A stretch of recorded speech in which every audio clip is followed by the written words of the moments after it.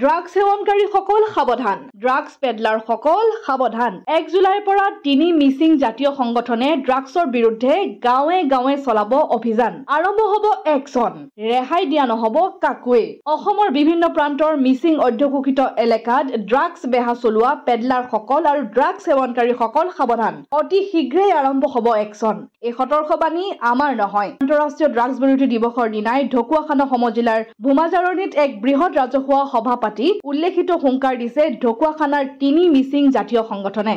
মিচিং জাতীয় সংগঠন TMPK, MMK আৰু TMMKৰ ঢকুৱাখানা জিলা সমিতিয়ে অহা 1 জুলাইৰ পৰা মিচিং অধ্যুষিত এলেকাৰ গাঁৱে গাঁৱে ঘৰে ঘৰে ড্ৰাগছৰ বিৰুদ্ধে চলাব অভিযান। যিসকল ধৰা পৰিব তেওঁলোকৰ বিৰুদ্ধে লোৱা হ'ব কঠোৰৰ পৰা কঠোৰতম ব্যৱস্থা।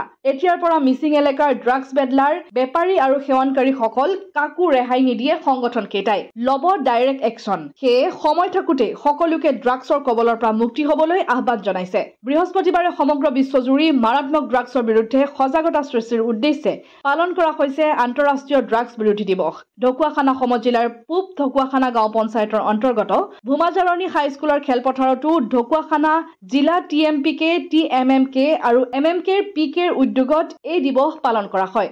আঞ্চলিক পঞ্চায়তৰ সদস্য অমৃত দলে আঁত ধৰা এই আন্তঃৰাষ্ট্ৰীয় ড্ৰাগছ বিৰোধী দিৱসৰ লগত সংগতি ৰাখি এখনি গুৰুত্বপূৰ্ণ সজাগতা সভা আয়োজন কৰা হয়। এই সজাগতা সভাত মিচিং মিগাং কেবাঙৰ সভাপতি সুনীল পেগু, ঢকুৱাখানা সমজিলাৰ আৰক্ষী অধীক্ষক লিণ্টু কুমাৰ বৰা, ঢকুৱাখানা সমজিলাৰ প্ৰশাসনৰ সহকাৰী আয়ুক্ত সুদৰ্শন শইকীয়া, ঢকুৱাখানা থানাৰ আৰক্ষী বিষয়া প্ৰিয়ব্ৰত গগৈ, ঢকুৱাখানা সমজিলা আবকাৰী বিষয়া পৰাগ চেতিয়া, যোগীসুতি আৰোগ্য মন্দিৰৰ কমিউনিটি হেল্থ অফিচাৰ মণিকুমাৰ কামান, শিক্ষক পংকজ পেঙু, ভোমোৰাজাৰণি হাইস্কুলৰ প্ৰধান শিক্ষক উৎপল চুতীয়াকে প্ৰমুখ কৰি বহুকেইজন ব্যক্তিয়ে সজাগতামূলক বক্তব্য আগবঢ়ায়। ঢকুৱাখানা জিলা TMPK, MMK আৰু TMMKৰ উদ্যোগত আয়োজন কৰা এই আন্তঃৰাষ্ট্ৰীয় ড্ৰাগছ বিৰোধী দিৱসৰ কাৰ্যসূচীত পূব ঢকুৱাখানা অঞ্চলৰ কেইবা শতাধিক শিক্ষাৰ্থীয়ে অংশগ্ৰহণ কৰে।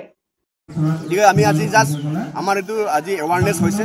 আজি আমি আৰম্ভণি কৰিছোঁ ইয়াৰ পৰা আমি অহা 1 জুলাইৰ পৰা আমি সম্পূৰ্ণ আমি গাঁৱত সোমাই যাম আৰু আমি ইয়াৰ কাৰণে তীব্ৰ অভিযান আৰম্ভ কৰিছোঁ। 1 জুলাইৰ পৰা আমি যিদিনালৈকে আমি ড্ৰাগছ আমাৰ অঞ্চলৰ পৰা নিৰ্মূল নকৰোঁ সেইদিনালৈকে আমি একদম কঠোৰভাৱে আমি নামি পৰিম। আৰু সেই ক্ষেত্ৰত আমি আহ্বান জনাইছোঁ যিসকলে আমাৰ সহজতে টকা ঘটিবৰ কাৰণে যি বক্ৰপথৰ জৰিয়তে আমাৰ নৱপ্ৰজন্মক ধ্বংস কৰি ড্ৰাগছ ব্যৱসায় কৰি আছে তেখেতসকলকো আমি আপোনালোকৰ জৰিয়তে সকিয়নি প্ৰদান কৰিছোঁ যে অতি শীঘ্ৰে সেই ব্যৱসায় বন্ধ কৰক। আৰু যিসকল আমাৰ অভিভাৱক আছে তেখেতসকলে এতিয়ালৈকেলৈ আওকাণ কৰা নাই, নিজৰ সন্তানে ড্ৰাগছ খাই আন এজনকো ধ্বংস কৰিবৰ কাৰণে যি অতি প্ৰয়োগ লাগিছে সেইসকল অভিভাৱক আমি অনুৰোধ জনাইছোঁ অতি শীঘ্ৰে নিজৰ সন্তানক আপোনালোকে সজাগ কৰক আৰু সন্তানৰ ওপৰত নিয়ন্ত্ৰণ আৰম্ভ কৰক। আমি একচনত নামিছোঁ। গতিকে ইয়াৰ লগত কোনো আমাৰ কম্প্ৰমাইজ নাথাকিব, কোনো ধৰণৰ আমি মিতুৰালি নকৰোঁ।